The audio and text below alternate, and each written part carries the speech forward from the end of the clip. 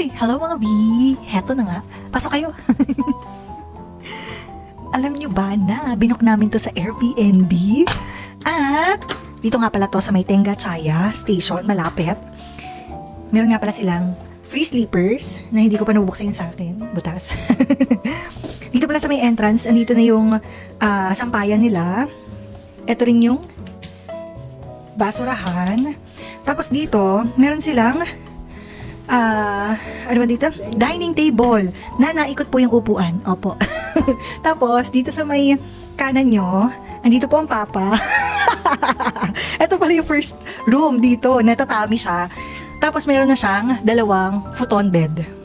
And then dito, nandito rin yung kettle, ano to? Microwave, ref, and yung mga free towels nila. Meron din silang plancha.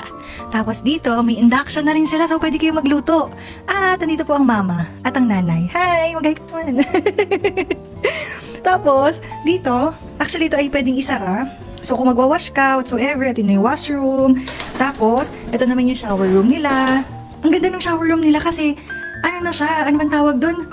Modern na. Hindi kagaya nung nakaraan na book namin, hindi pa siya modern. And then dito, sa may kanan, andito ang isang toilet. So yes, meron po tayong dalawang toilet. Bidet na po yan. Sa gilid po yung pindutan. And then, nandito yung washing machine. Another garbage. Ano yun? Garbage box pa yun. And then, stock room. Tapos, akit po tayo sa second floor. Yes, narinig nyo, may second floor tayo. Bulaga. Yung anong tawag dito, yung stairs nila, hindi siya ganun ka-stiff. Akala nyo lang stiff siya, pero nagkakamali kayo. So, senior-friendly po siya. Kasi nakakit naman ng mga mama at papa. And dito sa second floor, sabi ko sa inyo, meron na namang toilet. Yes, bidet po siya. And then, ito na, the moment of truth.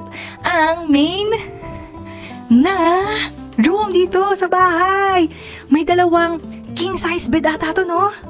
Sobrang laki niya. So, pwede namin to sigurong, 5 kasi kami eh.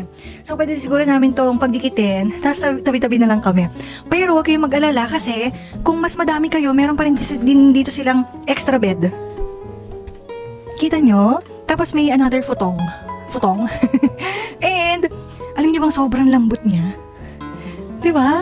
Sa Airbnb nga pala namin to, na book, price niya, nag-range lang siya ng 40,000 yen. Hindi ko lang alam kung seasonal yung ganong price, no? And then, sobrang ganda na talaga nito. For 5 days and 4 nights, kung hindi ako nagkakamali. Kasi, from February 7 hanggang 12 kasi kami eh. So, 7, 8, 9, 10, 11, 12, 5 nights.